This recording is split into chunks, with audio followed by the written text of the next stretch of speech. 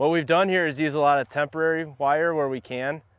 And what happens in the fall or when the cows aren't on our burn unit or graze unit is it all comes down and essentially you can't hardly tell there was ever a fence here. That way when there's a lot of people traffic, there's no impedance with fences. It's really fast. We use these maxi shock spools where you just grab the wires, run it out and put in step-in posts. And in the end, it's a really good product, a really good idea and concept because it allows for the open prairie look. It's just like a fishing reel. You grab the handle here and we've got bolts or handles and just start walking yourself down the line and reel it in just like you would a giant fish. And when you get to the step-in post, undo the clips and get it out of there and just keep on going.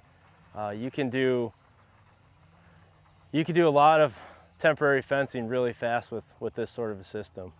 So it's not very labor intensive once you get it all set up after the initial start. Our objective is to keep a good hot fence. So generally we kind of keep the wires a little bit higher than what maybe somebody else would who lives on site.